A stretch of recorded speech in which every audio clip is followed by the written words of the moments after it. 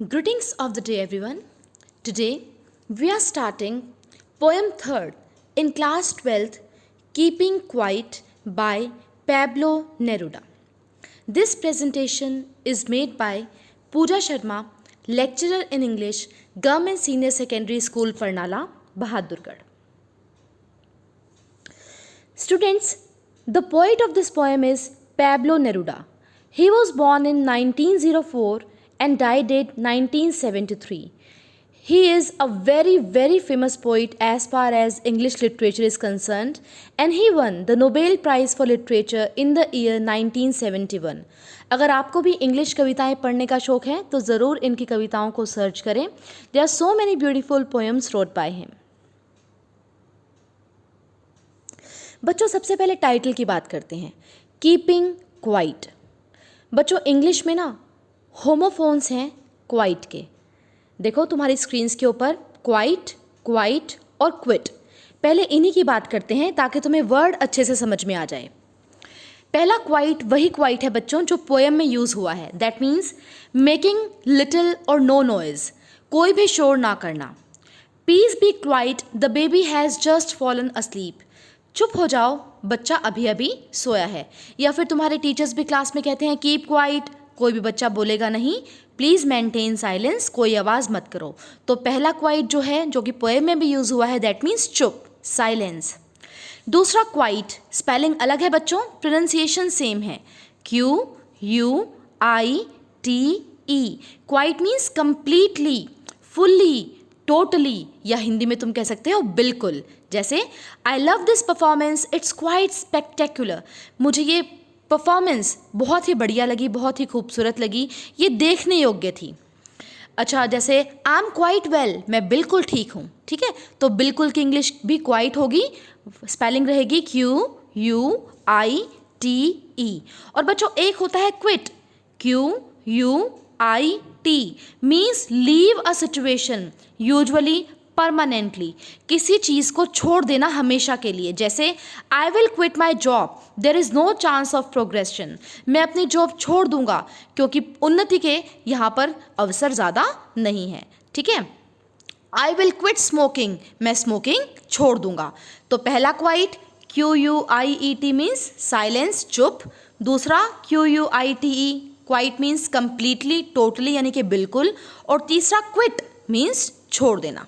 ठीक है, तो आई होप ये क्लियर हो गए वर्ड्स में तीनों. अपना टाइटल क्या है? कीपिंग क्वाइट मीन्स चुप रहो.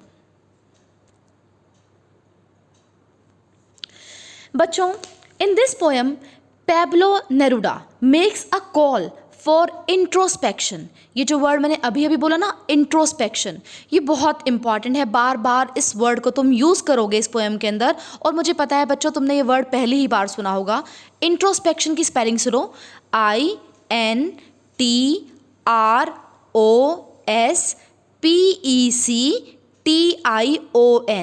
Introspection means look with in, अंदर की ओर झांकना, अपने अंदर देखना. ठीक है, इंट्रोस्पेक्शन, लुक विद इन, अपने अंदर देखना, अपने अंदर झांकना. So in this poem, the poet calls for introspection for all human beings who have divided themselves on the basis of race, language and nationalities.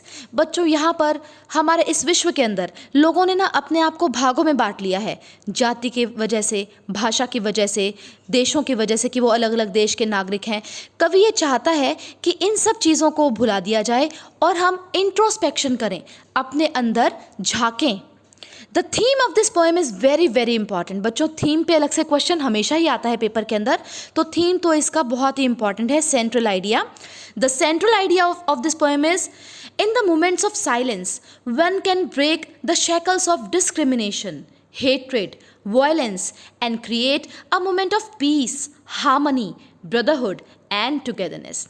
बच्चों जब हम साइलेंस होंगे, जब हम चुप होंगे, हम कुछ नहीं कहेंगे, तब हम ब्रेक करेंगे, तोड़ देंगे शेकल्स को, यानी कि चेन को. किस चीज़ के चेन को?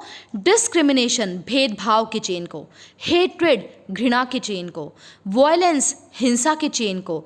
और क्रिएट करेंगे, बनाएंगे a moment of peace, peace शांति की moment.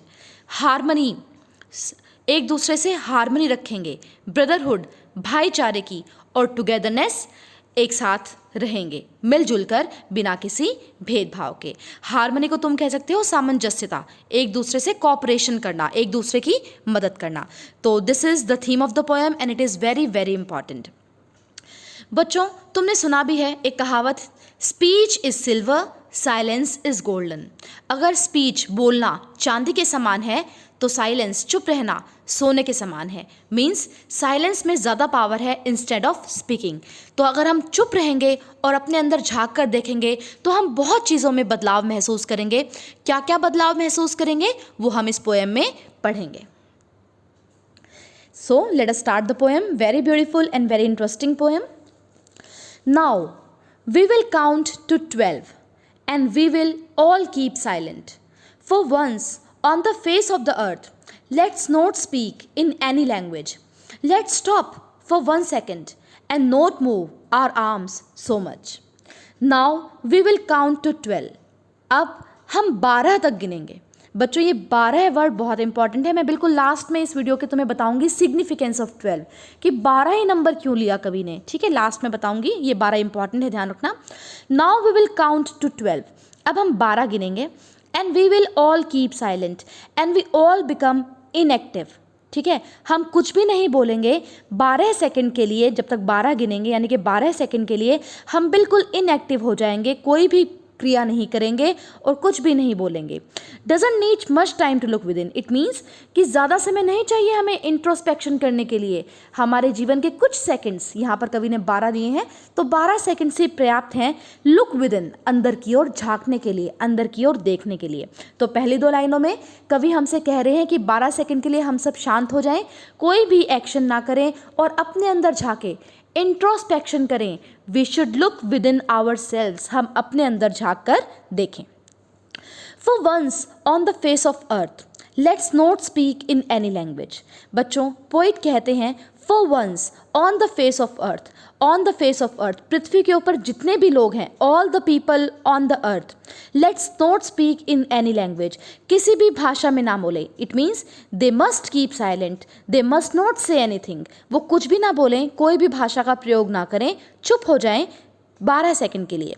Let's stop for 1 second and not move our arm so much, हमें रुक जाना चाहिए 1 सेकेंड के लिए, किसी भी भाषा का प्रयोग नहीं करना चाहिए, कुछ भी नहीं बोलना चाहिए, 1 सेकेंड के लिए बिल्कुल चुप हो जाना चाहिए। And not move our arm so much, और अपनी आर्म्स को मूव नहीं करना चाहिए, आर्म्स को नहीं हिलाना चाहिए। बच्चों यहाँ पर आर्म्स के 2 मीनिंग मैं लूँगी। पहला आर्म्स में पता ही है भुजाएं होती हैं, तो अपनी भुजाओं को ना हिलाएं, मीन्स कोई भी फिजिकल एक्टिविटी ना करें। और बच्चों इंग्लिश में आर्म्स होते हैं वेपन्स भी, हथियार। स्पेलिंग रहेगी WEAPONS। बच्चों ये पोएम ना एंटी वॉर पोएम है, वॉर के विरुद्ध, यानी कि कहती है कि वॉर बिल्कुल गलत चीज़ है, इसको बंद करो।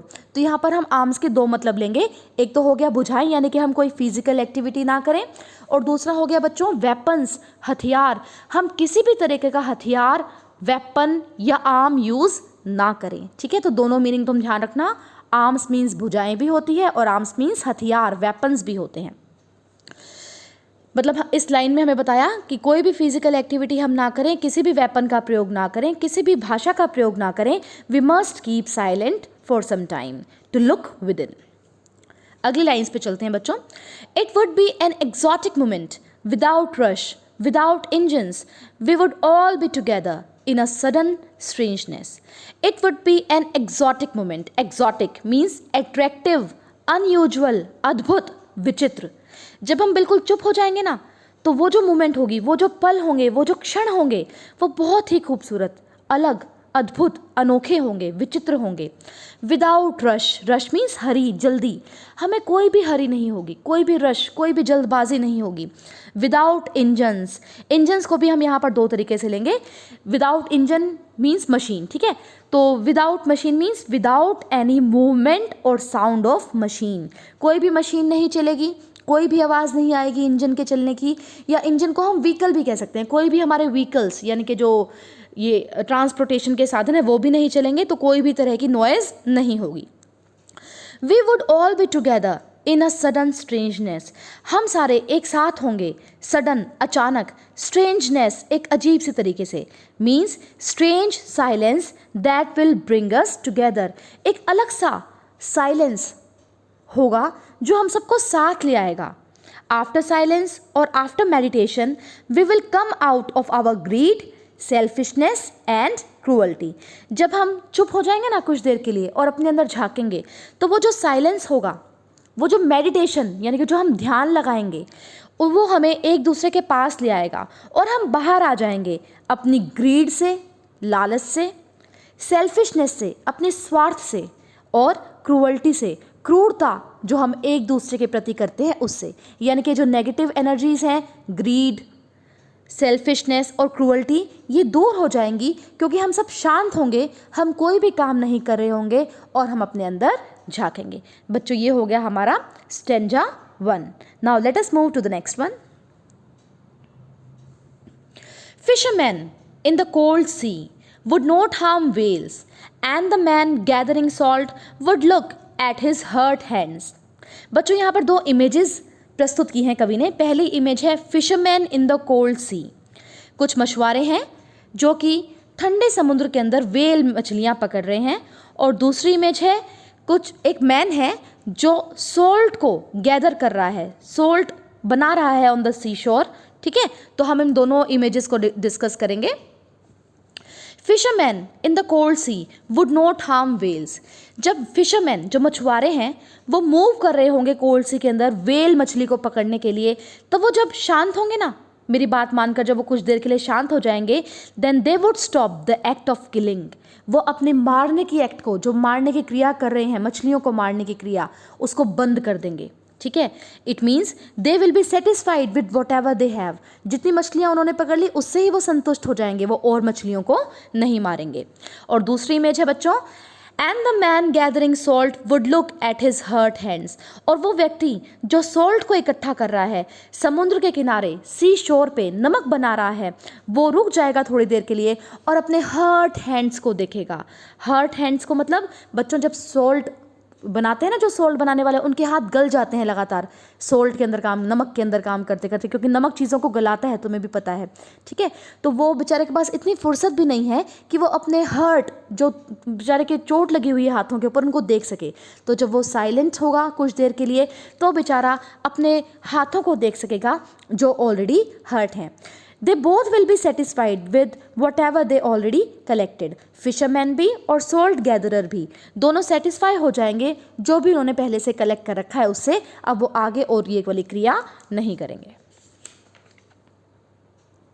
Next lines, those who prepare green wars with gas, wars with fire, victory with no survivors, would put on clean clothes and walk about with their brothers in the shade doing nothing.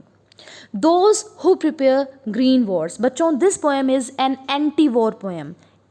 ANTINT, war, युद्ध, battle, WAR, बस battle थोड़ी छोटी होती है, युद्ध बड़ा होता है, तो युद्ध, वॉर। तो ये एंटी वॉर पोएम है। क्वेश्चन भी आता है एंटी वॉर पोएम कैसे है, तो तुम ये एग्जांपल्स दे सकते हो कि इसमें वॉर के बारे में बताया गया है, और बताया गया है कि war isn't a good thing. Those who prepare green Wars, green means fresh, new, जो नई नई लड़ाइयाँ शुरू करते हैं वो लोग। और लड़ाइयाँ कैसे शुरू करते हैं, देखो ध्यान से, वॉर्स विद गैस, गैस से लड़ते हैं, या फिर वॉर विद फायर, युद्ध लड़ते हैं आग की मदद से। Victory with no survivors. बच्चों, no people left alive after the war. ठीक है, तुम्हें पता ही है युद्ध बहुत खराब होते हैं क्योंकि युद्ध के बाद कोई भी जीवित नहीं बचता। No people left alive after the war, and it will no longer spend their lives fishing their enemies. तो कोई भी सर्वाइवर उन युद्ध के अंदर नहीं बचता। विक्ट्री तो मिलती है, जीत तो मिलती है, लेकिन कोई सर्वाइवर नहीं बचता, किसी व्यक्ति का अस्तित्व नहीं बचता, लोग मर जाते हैं युद्ध के अंदर। Would put on clean clothes. तो ऐसे लोग जो इस तरह की वॉर्स को शुरू करते हैं, नई नई वॉर्स को शुरू करते हैं, वो बिल्कुल क्लीन, बिल्कुल साफ कपड़े पहन लेंगे। साफ कपड़े पहनने का मतलब है the clothes are not stained with blood now, क्योंकि जब आप युद्ध करते हैं तो कपड़े सन जाते हैं खून से, लेकिन अब चूंकि उन्होंने युद्ध नहीं करना तो उनके कपड़ों के ऊपर ब्लड स्टेन नहीं होगा, खून का दाग नहीं होगा। And walk about with their brothers. अब वो चलेंगे अपने भाइयों के साथ। भाइयों के साथ मीन्स द पर्टिकुलर पीपल जो पहले उनके एनिमीज थे, अब वो लड़ाई उनसे नहीं कर रहे हैं, तो वो एनिमीज क्या बन गए, उनके भाई बन गए। ठीक है, तो पहले जो एनिमीज थे, शांति की वजह से, चुप रहने की वजह से वो अब उनके भाई बन गए हैं, ब्रदर्स बन गए हैं। और वो कहाँ चलेंगे? In the shade doing nothing, shade of trees, पेड़ों की छाया के अंदर चलेंगे। Doing nothing, they will do nothing, और वो कुछ भी नहीं करेंगे, मीन्स पीस कायम होगी, वहाँ पर शांति कायम होगी। Hurry worry and fighting will end if man finds little time for introspection. जल्दबाजी, चिंता और युद्ध, फाइटिंग, सब कुछ खत्म हो जाएगा अगर आदमी थोड़ी देर के लिए रुक जाए और इंट्रोस्पेक्शन करे, लुक विद इन, अंदर झांक कर देखे। यही बताया गया है बच्चों इस स्टेंजा के अंदर। पीस फॉर ऑल, तो तुम देख रहे हो ये पोएम हमें संदेश देती है पीस का, शांति का। Next lines, what I want should not be confused with total inactivity. बच्चों बहुत इंपॉर्टेंट लाइन्स है। क्वेश्चन आता है कि कवि कह रहा है कि भाई चुप हो जाओ, कोई काम मत करो, क्या वो टोटल इनएक्टिविटी चाहता है कि कोई भी काम ना हो, सब अपना काम धंधा बंद करके बैठ जाएं? ठीक है, तो अब वो बता रहा है मैं ऐसा नहीं चाहता। What I want should not be confuse with total inactivity. Confuse means misunderstood, कोई भी व्यक्ति मुझे गलत ना समझे। जो मैं कह रहा हूँ कि थोड़ी देर के लिए रुक जाओ और कोई भी काम मत करो, कोई फिजिकल एक्टिविटी मत करो, इट मीन्स मैं ये नहीं चाहता कि टोटल इनएक्टिविटी हो जाए, कोई काम ही ना हो, ऐसा मैं बिल्कुल नहीं कह रहा। Life is what it is about. I want no truck with death. No truck means no relationship. ठीक है, अब वो कहता है लाइफ क्या है बच्चों? Life must go on, life तो चलती रहती है, लाइफ किसी के लिए नहीं रुकती। वो रिलेशनशिप कोई नहीं बनाना चाहता डेथ के साथ। टोटल इनएक्टिविटी मीन्स डेथ, मृत्यु। तो कहता है मेरा संबंध तो लाइफ के साथ है, मृत्यु से मेरा कोई भी संबंध नहीं है। What he says concern with life not death. तो वो टोटल इनएक्टिविटी की डिमांड नहीं कर रहा, वो बस कुछ देर के लिए शांति कायम करना चाहता है, जिससे कि जो चीज़ें गलत हो गई हैं वो हम ठीक कर लें। If we were not so single-minded about keeping our lives moving and for once could do nothing, perhaps a used silence might interrupt this sadness। अब वो कहते हैं हम अगर कुछ देर के लिए सिंगल माइंडेड ना हो, मीन्स स्वार्थी ना हो, यूनाइटेड ना हो, and keeping our lives moving, और अपनी ज़िंदगी को हम चलते रहने दें। Life must go on, life goes on. ठीक है, लाइफ कभी किसी के लिए नहीं रुकती, तो हमें अपनी लाइफ को चलते रहने देना चाहिए। And for once could do nothing, perhaps a huge silence might interrupt this sadness. हो सकता है जो मैं तुम्हें कह रहा हूँ कि साइलेंस बनाए रखो, शांति बनाए रखो, ह्यूज मीन्स बहुत बड़ा, might interrupt this sadness, interrupt means break. जो उदासी हमारे लोगों के जीवन में छाई हुई है, और उदासी किस वजह से छाई हुई है बच्चों? Hurry, hustle and bustle of daily life, हम बिजी हैं बहुत ज़्यादा। वरी, हम चिंता करते हैं ये हुआ ये नहीं हुआ, वॉर्स होते हैं, युद्ध होते हैं, तो इन चीज़ों की वजह से हम दुखी हैं। तो शायद ये जो हम साइलेंस मेंटेन करेंगे वो इंटरप्ट करेगा, ब्रेक करेगा, तोड़ देगा इस सैडनेस को, इस उदासी को। Of never understanding ourselves, और कैसी उदासी? खुद को ना समझने की उदासी। We are unable to understand ourselves. इस बिजी ज़िंदगी के अंदर हमारे पास इतनी फुर्सत नहीं है हम अपने आप को समझ सकें। तो ये जो साइलेंस थोड़ी देर का होगा ना, हम इंट्रोस्पेक्ट करेंगे, हम अपने अंदर झांक कर देखेंगे, और हमारी जो ये सैडनेस है कि हम अपने आप को नहीं समझ पा रहे, वो ब्रेक हो जाएगी, इंटरप्ट हो जाएगी, टूट जाएगी। और कौन करेगा interrupt? Huge silence. And of threatening ourselves with death, so we are living a kind of living death। हम बच्चों जिंदा मौत जी रहे हैं। हम कहने को तो जिंदा है, लेकिन अंदर सब कुछ मर चुका है। खुशियाँ नहीं है हमारे पास, सैडनेस से भरी है ज़िंदगी, हसल बसल, हरी वरी, इन चीज़ों से भरी हुई है। तो ये चीज़ें कब ख़त्म होगी? जब हम कुछ देर के लिए रुक जाएंगे और अपने अंदर झाँक कर देखेंगे। Silence can make a huge difference. तो वो थोड़ा सा भी शांति जो हम कायम करेंगे, एक बहुत बड़ा सुधार लेकर आएगा हमारी जिंदगी के अंदर।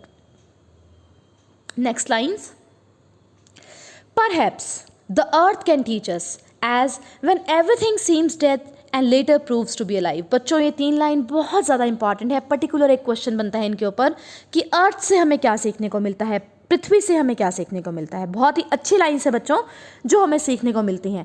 बच्चों एक इंग्लिश लिटरेचर में ना बहुत ही फेमस पोइट हैं पर्सी बायसे शेली। अगर आप में से जो इंग्लिश लिटरेचर लेंगे ज़रूर उन्हें पढ़ेंगे। उनकी बहुत ही फेमस लाइन है बच्चों, if winter comes can spring be far behind. अगर सर्दी आ गई है तो क्या बसंत आने में देरी है। अब यही तो सीज़न यहाँ पर कवि ने समझाए हैं। देखो बहुत ध्यान से सुनना, इंपॉर्टेंट है। Perhaps the earth can teach us, शायद पृथ्वी हमें सिखा सके। As when everything seems dead, जब सब कुछ डेड होता है, सब कुछ मृत्यु को प्राप्त होता है। And later proves to be alive, और कुछ समय बाद सब कुछ दोबारा जीवित हो जाता है। कैसे बच्चों मृत्यु को प्राप्त होगा सब कुछ, और कैसे वो अलाइव हो जाएगा, अभी मैं तुम्हें समझाती हूँ। देखो, in winter earth is dead. जब बच्चों विंटर सीजन होता है, सर्दियों का सीजन होता है, तो अर्थ एक तरह से डेड हो जाती है, मृत्यु को प्राप्त हो जाती है। क्यों मृत्यु को प्राप्त हो जाती है? क्योंकि कोई भी वेजिटेशन, कोई भी फूल पौधे पेड़ नहीं खिलते। तुम देखो अपनी स्क्रीन्स के ऊपर कुछ भी नहीं है, घास वगैरह सब खत्म हो जाती है विंटर के अंदर। सो फ्रीजिंग कोल्ड और विंटर एक तरह से तुम कह सकते हो सिंबल है इनएक्टिविटी का, कुछ ना करने का। ठीक है, इंट्रोस्पेक्शन करने का, अपने अंदर झांक कर देखने का, साइलेंस का, शांति का, जो कि रहेगा शॉर्ट लिव्ड। ठीक है, छोटा सा है ये विंटर वाला फेज, ज़्यादा लंबा नहीं है। तुम भी देखो अपनी विंटर कब तक चलती हैं, दिसंबर जनवरी 2 महीने चलती है। ठीक है, छोटा सा फेज है विंटर का, लेकिन इसमें अर्थ हो जाती है बच्चों डेड, कुछ भी नहीं होता। Actually this is the period of introspection. ये वो पीरियड है जब कवि कहता है तुम अपने अंदर झांक कर देखो। ठीक है, अब अलाइव कैसे होगा, अब तुम ये देखो। इन स्प्रिंग अर्थ बिकम्स अलाइव। बच्चों सर्दी के बाद आती है बसंत ऋतु। ठीक है, विंटर के बाद आता है स्प्रिंग सीजन, बसंत ऋतु, जिसमें फूल पौधे खिलते हैं, नेचर अलाइव हो जाता है, अर्थ अलाइव हो जाती है। New beauty and colours added to earth, बहुत ही खूबसूरत दृश्य, रंग बिरंगे फूल, तितलियां उनके ऊपर, पक्षी चहचहा रहे होते हैं। ये सब कब देखने को मिलता है हमें? सो स्प्रिंग सीजन के अंदर। So winter season is followed by spring season. It means inactivity or introspection that is short lived, followed by birth of new life, new world. Man can resume the journey of life with fresh and changed outlook. ठीक है, तो जब सर्दियों में हम introspection कर लेंगे, जब सब कुछ डेड है, तो कहीं ना कहीं बीज तो डल जाएगा ना बच्चों भूमि के अंदर। ठीक है, विंटर के अंदर जो सीड्स होते हैं ना वो भूमि के नीचे दब जाते हैं, और जैसे ही स्प्रिंग सीजन आता है उनमें नई लाइफ आती है, नए पौधे खिलते हैं, फूल खिलते हैं। ठीक है, ग्रोथ का और हैप्पीनेस का सीजन होता है स्प्रिंग सीजन। तो कवि कहता है कि विंटर सीजन इंट्रोस्पेक्शन का है। थोड़ी देर तुम इंट्रोस्पेक्शन करो, अंदर झांक कर देखो, फिर आएगा स्प्रिंग सीजन जिसमें सब कुछ खिल उठेगा, बहुत खूबसूरत सा, यानी कि हमारे सारे डाउट्स हो जाएंगे clear. Now the last 2 lines of the poem. Now I will count up to 12 and you keep quiet and I will go. और अब मैं गिनूंगा 12 तक। ये 12 बहुत इंपॉर्टेंट है, मैं तुम्हें अभी बताऊंगी 12 का significance. And you keep quiet, तुम चुप हो जाओगे, एंड आई विल गो, और मैं चला जाऊंगा। So this was the poem. अब तुम देखो बच्चों, ये बार बार 12, शुरू में भी बात आई 12 की, अब फिर लास्ट में भी 12 कहा पोइट ने। तो 12 ही क्यों कह रहा है? क्यों ना हम 15 गिने, क्यों ना हम 20 गिने? 12 बच्चों, पैब्लो नेरूडा ने ना सोच समझ के 12 वर्ड लिया है, ये 12 वाला नंबर। क्यों? अब तुम अपनी स्क्रीन पे देखो, सिग्निफिकेंस ऑफ 12, 12 की महत्ता। 12 hours for half a day. बच्चों हमारे पास 24 घंटे का दिन होता है, 12 का दिन, 12 घंटे की रात। 12 घंटे की रात टोटल टाइम ऑफ इनएक्टिविटी, और 12 घंटे का दिन टोटल टाइम ऑफ एक्टिविटी। ठीक है, 12 साइंस ऑफ ज़ोडिएक, जो राशि होती हैं वो भी 12 साइन होते हैं, 12 राशियां होती हैं। 12 डेज ऑफ क्रिसमस। बच्चों ईसाई जो क्रिसमस का त्यौहार मनाते हैं वो 12 दिन का त्यौहार होता है total. 12 months in a year, एक साल में भी 12 महीने होते हैं। At 12 o'clock hands of clock are 1। जब 12 बजते ना घड़ी में, तो घड़ी की हैंड्स, दोनों सुइयाँ एग्जैक्टली एक साथ होती हैं। That represents oneness that the poem calls for. ये जो एक चीज़ है ना 12 बजे, ये दिखा रही है, कवि बताना चाह रहा है हम एक हैं। चाहे हमने आपको रेस, लैंग्वेज, समुदाय, भाषा, इन चीज़ों के लिए बांट लिया हो, अलग अलग धर्म के लिए बांट लिया हो, लेकिन कहीं ना कहीं हम एक हैं। तो ये जो वननेस है वो क्या दिखाती है? दोनों सुई घड़ियों की जब वो बजा देती हैं 12। And last but not the least, keeping quiet. बहुत ही इंटरेस्टिंग सा फैक्ट है बच्चों, मैंने खुद बनाया है। ये जो कीपिंग क्वाइट है ना, इसमें भी टोटल 12 लेटर्स ही हैं, काउंट कर लेना तुम, कीपिंग क्वाइट। ठीक है, तो ये छोटी सी बात मैंने भी अपनी तरफ से ऐड की इसके अंदर। तो ये थी तुम्हारी पोएम। अब बात कर लेते हैं बच्चों पोएटिक डिवाइसेस की, फिगर्स ऑफ स्पीच की। बच्चों पोएम्स को ना समझने के लिए केवल उनकी एक्सप्लेनेशन ही काफ़ी नहीं है, बल्कि कवि बहुत खूबसूरत खूबसूरत अलंकार यूज़ करता है। हिंदी में सुना है ना तुमने अलंकार, उनको इंग्लिश में कहते हैं पोएटिक डिवाइसेस। तो आज कवि ने एक तो इसमें इमेजेस बताई हैं, फिशरमैन, सोल्ट गैदरर है ना जो मैंने वहाँ पर बताई थी तुम्हें, और कवि ने यहाँ पर यूज़ किया है बच्चों अलिट्रेशन। अब ये अलिट्रेशन क्या होता है, तुमने हिंदी में पढ़ा होगा अनुप्रास अलंकार, पढ़ा है ना सबने अनुप्रास अलंकार। क्या होता है अनुप्रास अलंकार? जब कोई व्यंजन बार बार रिपीट हो तो होता है अनुप्रास अलंकार। जैसे मैं हिंदी का एग्जाम्पल देके तुम्हें पहले समझाऊंगी, चारु चंद्र की चंचल किरणें। अब देखो चारु च, चंद्र च, चंचल च, च कॉन्सोनेंट रिपीट हो गया, च व्यंजन बार बार रिपीट हो गया, च साउंड रिपीट हो गई, तो यहाँ पर कौन सा अलंकार हुआ? अनुप्रास अलंकार। तो अलिट्रेशन इंग्लिश में कहते हैं बच्चों अनुप्रास अलंकार को। क्या होता है देखो, the use of the same beginning consonant sound in a line और वर्ड्स। किसी कविता के अंदर, लाइन के अंदर सेम कॉन्सोनेंट साउंड जब रिपीट हो, जैसे चारु चंद्र चंचल च च च रिपीट हुआ ना, तो इंग्लिश में भी कोई ना कोई साउंड रिपीट होगी कॉन्सोनेंट की, व्यंजन की, ठीक है। जैसे कि एग्जाम्पल देखो, Peter Piper picked a pack of pickled papers. अब देखो पी प प प प प साउंड इज रिपीटेड है ना, बार बार प प पी पी आ रहा है, प साउंड आ रही है बार बार, तो ये होता है अलिट्रेशन। अब बच्चों इस पोएम में भी कई सारे एग्जाम्पल है अलिट्रेशन के। कई बार ना सीन पैसेजेस में पूछ लेते हैं कि कौन सा पोएटिक डिवाइस यूज़ किया है बताओ इस लाइन के अंदर, तो तुम ध्यान रखना, ये है तुम्हारे example. We will, we would, sudden strangeness, hurt hands, wars with clean cloth. So ये बहुत सारे अलिट्रेशन यहाँ पर यूज हुए हैं। Consonant sound is repeated here. Alliteration it is the repeated beginning sound of 2 or 3 words. ठीक है बच्चों, तो ये तुम याद कर लेना poetic device alliteration. With this we have successfully completed our poem. Hope you have liked the explanation by me. अगर बच्चों सच में एक्सप्लेनेशन पसंद आई हो तो कमेंट में ज़रूर बताया करो। इससे बच्चों टीचर को भी मोटिवेशन मिलता है कि उसने अच्छा काम किया और बच्चों को समझ में आ गया, ठीक है। और अगर अच्छी लगे तो लाइक भी करो, शेयर भी करो इस पोस्ट को अपने फ्रेंड्स के साथ, and do subscribe the channel. Thank you so much for watching. Take care all of you.